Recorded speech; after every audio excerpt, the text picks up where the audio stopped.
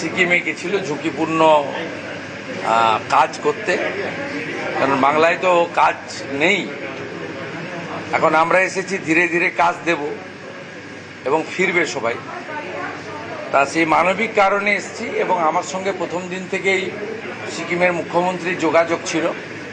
আমরা অতি দ্রুততার সঙ্গে রাজ্য সরকারের আপনার যে প্লেন আছে তাতে প্রিন্সিপাল সেক্রেটারি ডিজাস্টার ম্যানেজমেন্ট, নাগরাকাটার এমএলএ এবং আমাদের এমওএস হোম অ্যান্ড হিল দ্রুত ওখানে পৌঁছে দিয়েছিলাম। আইজি নর্থ বেঙ্গল নিজে ছিলেন,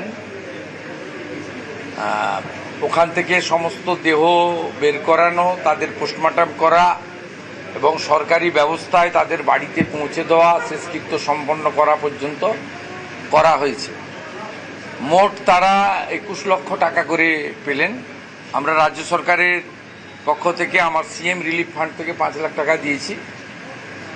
সিকিম গভর্নমেন্টও ওদেরকে আজকে এক্ষুনি 4 লাখ টাকা করে দিচ্ছেন। আর ওই কোম্পানি, আমাদের রাষ্ট্রায়ত্ত কোম্পানি, তারা দিচ্ছে 5 লাখ। আর যে প্যাটেল প্রাইভেট কোম্পানি যারা কাজের বরাত পেয়েছিলেন তারা 5 লাখ। আমাদের অনারেবল পিএম স্যার নিজে টুইট করেছেন এবং পিএম কেয়ার থেকেও 2 লাখ টাকা করে দিয়েছেন। সব মিলিয়ে 21 লাখ।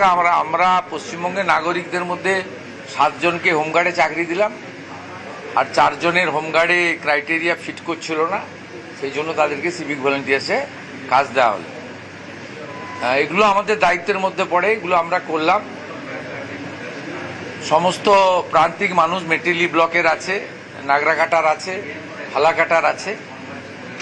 আমার সঙ্গে রাষ্ট্রমন্ত্রী ছিলেন হোমের, জলপাইগুড়ির সাংসদ ছিলেন, আর এমএলএরা ছিলেন, আমাদের 2 জন রাষ্ট্রবাদী সহকর্মী ছিলেন, বাপি গোস্বামী, শ্যামল রায়, এবং প্রশাসনের সবাই ছিলেন।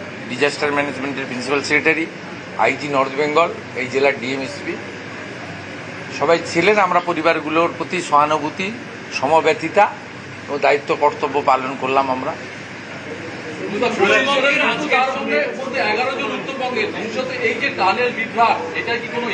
বিভ্রাট তো নয়, এটা দুর্ঘটনা। এটা বিভ্রাট কি কেউ ইচ্ছা করে করেন? হ্যাঁ, সিকিম সরকার তো করছে, গুরুত্ব দিয়ে করছে। তারা আমাদেরকে রিপোর্ট করছেন টাইম টু টাইম। সিকিমের মুখ্যমন্ত্রী যথেষ্ট কম্পিটেন্ট লোক আছেন। ওই দিন সকালবেলা আর্লি মর্নিং থেকে আমার সঙ্গে টাচে ছিলেন। আমাদের এখানে মাইন্স ডিপার্টমেন্ট থেকেও লোকজন গিয়ে বের করেছে যৌথভাবে। এখন তো ডবল ইঞ্জিন, সিকিম গভর্নমেন্টও এনডিএর পার্ট, আমরা একসঙ্গে কাজ করেছি। আর্মি হেল্প করেছে, আমাদের মাইন্সের লোকেরা গেছে। খুব বিপজ্জনক গ্যাস বেরোচ্ছিল, ওখানে কেউ প্রথমে যেতে পারছিল না। নতুন করে যদি কেউ ঢুকতো সে সময় তারও ক্ষতি হওয়ার আশঙ্কা ছিল। পরিযায়ী শ্রমিকরা ফিরতে শুরু করুন, কারণ আমরা কারখানা বা অন্যান্য এমএসএমই, ফুড প্রসেসিং, এগুলো তো আমরা দেব। সরকারি কর্মসংস্থানও শুরু হবে, একটু সময় লাগছে, বেশি সময় তো হয়নি, 10 সপ্তাহ সরকার। ওবিসির একটা জট ছিল, আপনারা জানেন। আগের রাজ্য সরকার তোষণের রাজনীতি করে ওবিসি জট পাকিয়েছিলেন। আমরা বিধানসভা আইন এনে সেটাকে ঠিক করেছি এবং সুপ্রিম কোর্ট থেকেও এক্সিট করে গেছি। আমরা দ্রুত এটা শুরু করব এবং তার সাথে সাথে আমরা যেটা বলছি, প্রান্তিক মানুষজনকে মাননীয় প্রধানমন্ত্রীর যে স্কিম বিকশিত ভারত জিরামজি, আপনারা সবাই জব কার্ড করে ফেলুন। পুরনো জব কার্ড মানেই তারাই পাবেন, নতুন পাবেন তা নয়। আমরা শিথিল করে দিয়েছি আইন, সবাই জব কার্ড করে নিতে পারেন। 125 দিন আমরা কাজ দেব, গ্যারেন্টেড। আনস্কিল লোকেদের 300 টাকা করে। এর বাইরেও পরিবার পিছু বার্ধক্য ভাতায় বৃদ্ধি হয়েছে, বিধবা ভাতায় 500 টাকা বৃদ্ধি হয়েছে, আগস্ট মাস থেকে কার্যকর হয়েছে। অন্নপূর্ণা যোজনায় অনেকে পেয়েছেন, অনেকে আন্ডার ভেরিফিকেশন চলছে। 30-8-এর মধ্যে যোগ্য মহিলারাও অন্নপূর্ণা যোজনাতে নথিভুক্ত হয়ে যাবেন। যারা পাওয়ার যোগ্য স্বচ্ছতার ভিত্তিতে তারা পেয়ে যাবেন। এর বাইরেও পিএম কিষাণ বাড়িয়ে দেওয়া হয়েছে, প্রধানমন্ত্রী 6,000-এর সঙ্গে রাজ্য সরকারের 3,000। কৃষক বন্ধুর ভেরিফিকেশন শেষ হলে আমরা কৃষি জমি থাকলেই তাদেরকে 4,000 টাকা করে দেবো কৃষক বন্ধুতে। তার উপরের যে সিলিং থাকবে তাদেরকে একটা আমাদের করা হয়েছে সিস্টেম।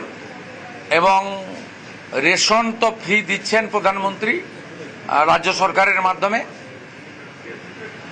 আমাদের নির্বাচন চলাকালীন আটা নিয়ে ব্যাপক অভিযোগ ছিল নিম্নমানের।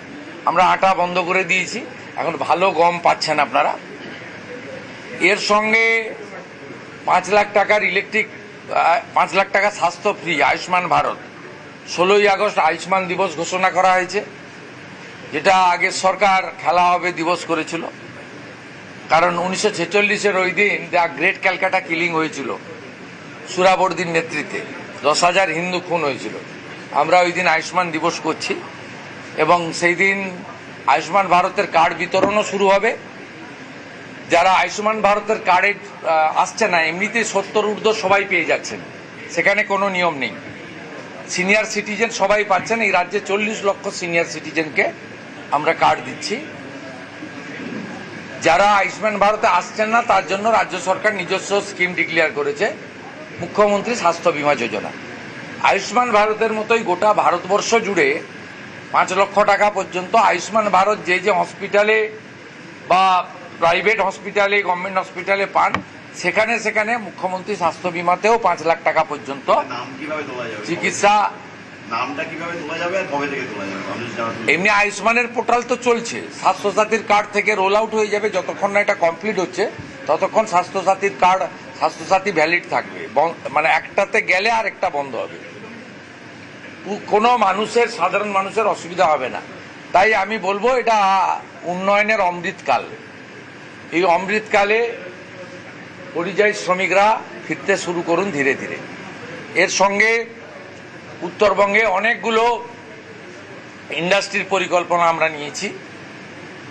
আমাদের ওদিকে যেমন মালদাতে আম লিচুর ফুড প্রসেসিং ইউনিট হচ্ছে, মাখানাকে নিয়ে আমরা কাজ করব। এদিকে আপনার আমাদের আনারস এবং ভুট্টার উপরেও ফুড প্রসেসিংয়ের আমাদের কাজ হবে। তুলাইপঞ্জি চালের উপরেও আমরা অনেকগুলো ব্যবস্থা নিয়েছি। এবং আপনারা জানেন মাননীয় অমিত শাহজি তিনি এসেছিলেন, আমুলকে আমরা দুটো জায়গা দিচ্ছি, দক্ষিণবঙ্গে 15 একর এবং উত্তরবঙ্গে 15 একর। তারা আইসক্রিম ফ্যাক্টরি করছে, উত্তরবঙ্গে জায়গা চিহ্নিত করে ফেলেছে শিল্প দপ্তর। পেয়ে যাবেন, যেদিন হ্যান্ড ওভার হবে দেখতে পাবেন, তাড়াহুড়া করেন না। বলছি, তৃণমূল আমলে বহু বাগান বন্ধ হয়েছে এবং সেই চা বাগানগুলোরই বিশেষ করে ভিন্ন রাজ্যে যাচ্ছে এবং মাঝে মধ্যে আর যেতে হবে না। প্রধানমন্ত্রী চা শ্রমিক যোজনাতে আমরা ঢুকে গেছি, 330 কোটি টাকা বরাদ্দ হয়েছে। প্রধানমন্ত্রী চা শ্রমিক যোজনাতে বন্ধ চা বাগানের শ্রমিকরা সমস্ত রকম আর্থিক সাহায্য পাবে। আর যে 25টা বাগান বন্ধ আছে, ইতিমধ্যে শ্রমমন্ত্রী অর্জুন সিং এবং এখানকার টি বোর্ডের চেয়ারম্যান মিস্টার মুরুগান তারা ব্যবস্থা নিয়েছেন। আমরা আশা করছি 2-3 মাসের মধ্যে 10-12টা চা বাগান খুলে দেওয়া যেতে পারে। এইভাবে আপনার আমরা সব দিক থেকে দেখছি উত্তরবঙ্গ প্রাণে, হৃদয়ে, মনে আছে। 10 সপ্তাহের মধ্যে আমার মনে হয় 5 সাথে গাছা হয়ে গেল।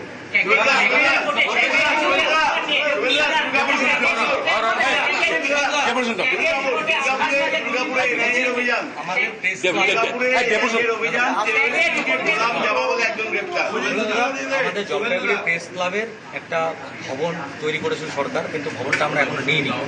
আমাদের মনে হচ্ছে অনেক কিছু ঘটনা ঘটেছে। ভবন নেননি কেন? নেইনি এই জন্য আমাদের ওখানে অনেক ত্রুটি আছে, কোনো কিছু নেই ভবনটার মধ্যে। এবং শিলান্যাস হয়েছে, উদ্বোধন হয়েছে, আমাদের জানানো হয়নি। একাধিকবার চিঠি দিয়েছি। সেটা আমি বলতে পারবো না, আমার সময় হয়নি। এই ভবনটা সম্পূর্ণ করতে কি আপনার ফার্নিচারের অভাব আছে, অনেক কিছুর অভাব আছে। আমরা করে দেবো।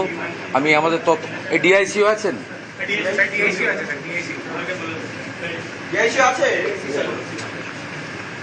যা যা ইনকমপ্লিট আছে প্রেস ভবনে 1 মাসের মধ্যে কমপ্লিট। এটা নিন, সৌমিত্র মন্ডলের সঙ্গে কথা বলুন। আমি পরের বার এসে দেখতে চাই, বা আপনি রেডি করে ভিডিও তুলে পাঠাবেন আমাকে প্রিন্সিপাল সেক্রেটারির মাধ্যমে, ঠিক আছে? আর এতক্ষণ করলে অনেক প্রোগ্রাম আছে। আজকে শ্রাবণ মাস না, সোমবার জলপাইগুড়ি আসবো, জলপেশে মন্দিরে বাবার কাছে দেখা করবো না হয়। 2023 সালে রাজ্য জুড়ে সাংবাদিক মার খাচ্ছে, তার জন্য একটা চিঠি দিলাম যাতে একটা আইন যাতে একটা হয়, যাতে আমরা সেফ থাকতে পারি। না না, আইন তো আছে। এর আগে কোন মুখ্যমন্ত্রী গেছিল নাকি হসপিটাল দেখতে? একদমই না, গ্রেপ্তার হয়েছিল নাকি? একদমই না। কতবার মার খেয়েছেন আপনারা? 2023 সালে ছাপ্পান্নটা খবর কোন মার খেয়েছি। বিগত সরকার কি ব্যবস্থা নিয়েছে? 21-এ পোস্টপল ভায়োলেন্সে আপনারা মার খেয়েছেন, 18 থেকে 22-এ পুরসভা ভোটে মার খেয়েছেন, 23-এ মার খেয়েছি। 23-এ পঞ্চায়েত ভোটে মার মানে অসম্ভব মার খেয়েছেন। ভাঙড়ে তো যে করেছিল আমরা দেখেছি। মামলা হয়েছে, কেউ গ্রেফতার হয়নি জলের বিরুদ্ধে। আপনাদের উপরে ক্রমাগত অত্যাচার হয়েছে। আপনি আমাকে একটা উদাহরণ দিন যাতে রাজ্যের মুখ্যমন্ত্রী আক্রান্ত সাংবাদিকদের পাশে দাঁড়িয়েছেন, দেখতে গেছেন অধিক রাত্রে, নেই। সরকারি হসপিটালে চিকিৎসা দেওয়া হয়েছে।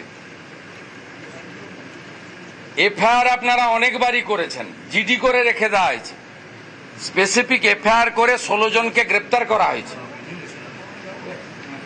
এবং জামিন অযোগ্য ধারায় গ্রেপ্তার করে হেফাজতে নেওয়া হয়েছে। সকালবেলা পুলিশের সঙ্গে গটাপ করে 10টায় আসুন, 2টোর সময় বাড়ি চলে যান, ও কারবার আমরা করিনি। এর পরেও আমার মনে হয় না সংবিধানের 4র্থ স্তম্ভের প্রতি বিজেপি সরকারের মনোভাব আলাদা করে সার্টিফিকেট আমার দেওয়ার দরকার নেই।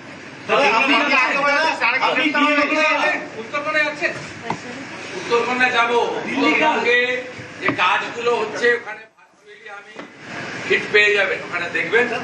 আমি এলাকার লোককে জিজ্ঞেস করবো, আগে তো সব কাটমানিতেই হয়েছে, গুণগত মানটাও দেখতে হবে এখন। দাদা আপনি ডিএম অফিসে এলেন, এর আগে কোনো সিএম কে দেখিনি দাদা ডিএম অফিসে আসতে।